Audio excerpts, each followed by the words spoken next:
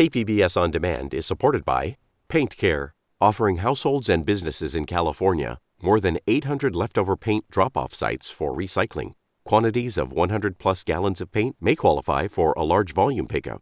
Learn more at paintcare.org.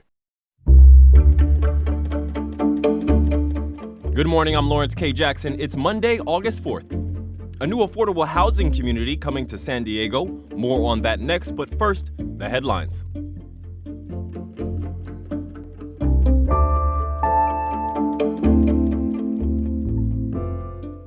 San Diego leaders have announced an additional $15 million in funding for the Bridge to Home initiative. This is the latest round of funding for the GAP financing program, which has already committed more than $100 million. The funds will be spread across 24 projects and over 2,000 affordable homes. $10 million of the funding comes from former redevelopment funds, with the outstanding $5 being provided by the city itself. The initiative offers GAP financing to help make projects like this one possible. Last week, I brought you some numbers regarding higher tariffs on some of our U.S. trading partners, a few that have been delayed another week. In place now is a 35% tariff on Canadian imports not covered under the existing U.S., Mexico, and Canada trade deal. Mexico itself is still facing a potential 30% tariff, but that has been extended another 90 days for the sides to try and reach a deal. A new battery storage facility is now open in Barrio Logan.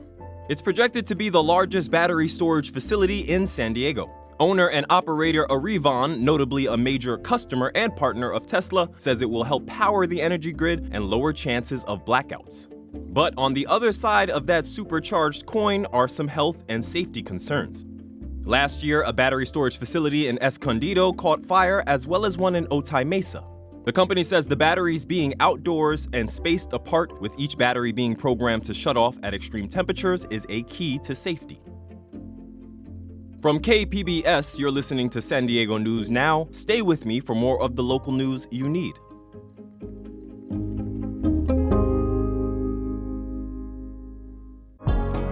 KPBS On Demand is supported by Bill Howe Plumbing, Heating and Air, Restoration and Flood Services. Family-owned and operated for over 4 decades, Bill Howe has been serving the plumbing, heating and air, and water damage needs of the San Diego area since 1980. With their fleet of trained professionals, Bill Howe has the ability to service all major and minor plumbing and HVAC emergency needs 24 hours a day, 7 days a week. Bill Howe is committed to providing excellent service to their customers with transparent quotes and attention to detail on every job. Whether you're in need of an HVAC installation, plumbing, or water damage restoration in San Diego, they offer the convenience of scheduling an appointment over the phone, online, or through live chat on their website. Call 1-800-BILL-HOWE or visit billhowe.com, because we know how. Nearly 200 affordable housing units are coming to Mission Valley. Reporter Andrew Dyer says it's just phase one of a larger public transit-friendly project. 2 bulldozers, 2 scrapers, and a big hole in the ground. This is the first week of construction on the Becker, a 190-unit affordable housing complex just west of Fashion Valley Mall. Rebecca Louie is the CEO of Wakeland Housing, the developer of the Becker. She says projects like this are needed in the city. Yeah, so obviously, we're in a huge housing crisis here in San Diego. And so this is such a great example, because if you look around in Mission Valley, look at the jobs that are here, right? So we've got lots of retail, lots of hotels, hospitals, all jobs that are filled with people who cannot afford to live here in San Diego. The Becker is just the first phase of the Riverwalk San Diego Master Planned community. More than 4,000 new homes are being built here, as is a new trolley station. 430 affordable housing units are planned. The first, at the Becker, will be move-in ready in 2027. Andrew Dyer, KPBS News.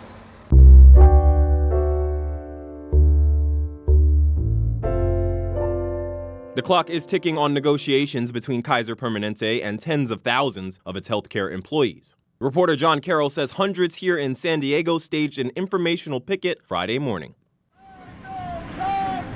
A couple hundred Kaiser healthcare professionals took to the street on their day off to make their demands known. Nikki Avey is a registered nurse at Kaiser and a member of the United Nurses Associations of California. She says Kaiser has its priorities in the wrong place. They put the budget at the center of the care, whereas we as healthcare professionals put the patients in the center of our care every day. We reached out to Kaiser. They provided us a statement which says in part that they have a long history of working productively with labor and that they're committed to interest-based bargaining focused on shared goals and collaboration. The current contract expires at the end of September. The folks picketing say if there's no new contract by then, they're ready to strike. John Carroll, KPBS News.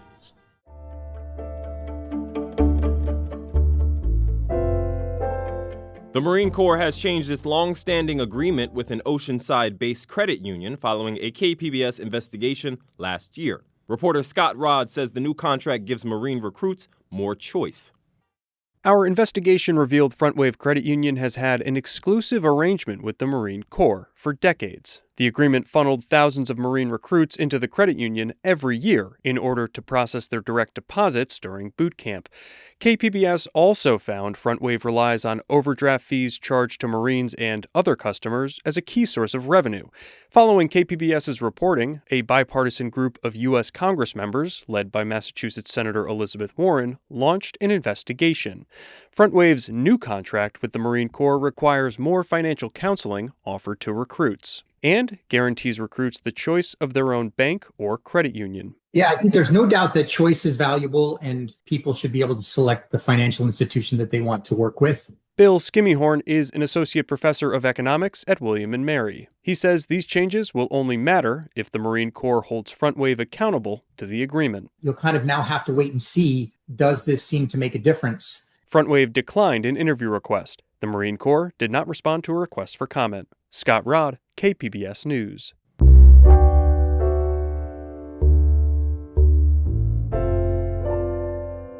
San Diego's housing shortage continues to impact local residents with real estate prices well beyond what many can afford. KPBS and our nonprofit news partners have been digging into the source and history of the housing crisis. Journalist Bella Ross from our Public Matters partner Voice of San Diego spoke with news anchor Debbie Cruz to discuss her latest edition in the series. Bella, much of your work has focused on the lack of housing in the city. Why has this problem gotten worse in recent years? There are so many factors. You have the zoning ordinance, you have resistance from homeowners who don't want to see their community change or become more apartment heavy.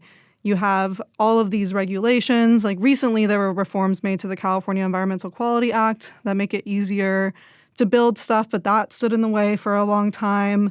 And then also the economy is just in a really complicated place. Labor is really expensive, building materials are really expensive, and it's just kind of really hard to get anything done. So you have this landscape where between the regulations and general anti-housing sentiment, really there are very few things in favor of building more housing. Your reporting suggests higher density housing could help address the affordability crisis. How did we end up with so many single-family homes in the first place? There's this really interesting study that came out of Berkeley that showed that the vast majority of the region of San Diego is zoned specifically for single-family homes. And when you think back to when San Diego was first becoming the city that we know today and the zoning ordinance was written, it kind of makes sense because it seemed like there was this endless amount of space that we can occupy. And it's also very important to say that the zoning ordinance was inherently discriminatory and really contributed to the kind of racial lines that we see placed along San Diego that exist to this day. But this made it so that it's much easier to build single-family homes, and you can really only build apartments in these kind of denser developments in a very limited number of areas. And this situation is worsened by the fact that San Diego is kind of in a geographically complicated position. We have Mexico to the south, we have the ocean, and then we have Camp Pendleton up north. So basically, our options are to develop east or to build up within our existing neighborhoods and make our existing neighborhoods denser.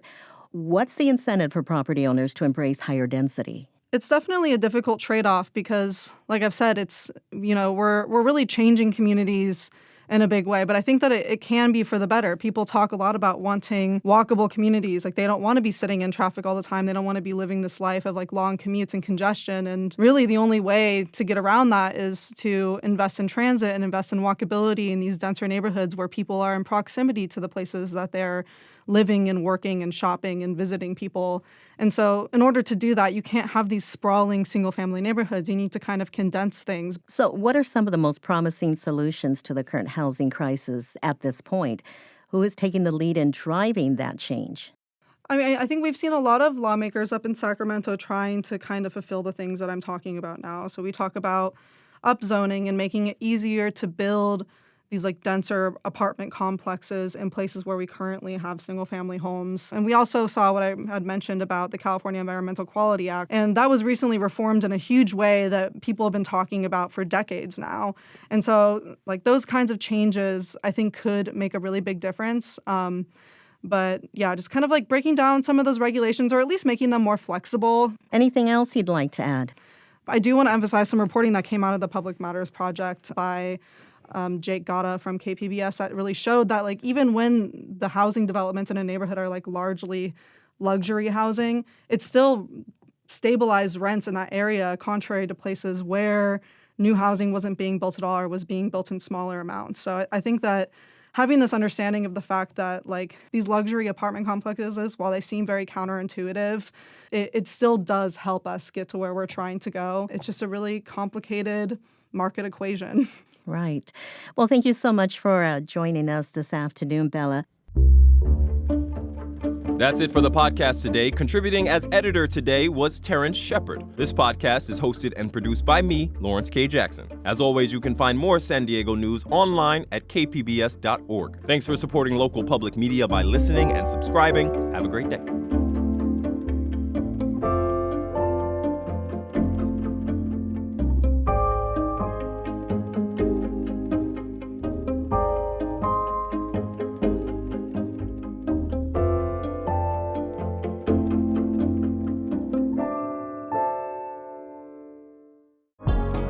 KPBS On Demand is supported by Bill Howe Plumbing, Heating and Air, Restoration and Flood Services.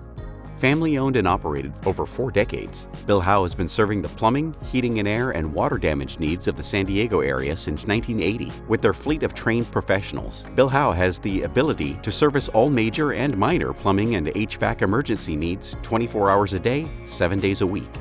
Bill Howe is committed to providing excellent service to their customers with transparent quotes and attention to detail on every job. Whether you're in need of an HVAC installation, plumbing, or water damage restoration in San Diego, they offer the convenience of scheduling an appointment over the phone, online, or through live chat on their website. Call 1-800-BILL-HOWE or visit billhowe.com because we know how.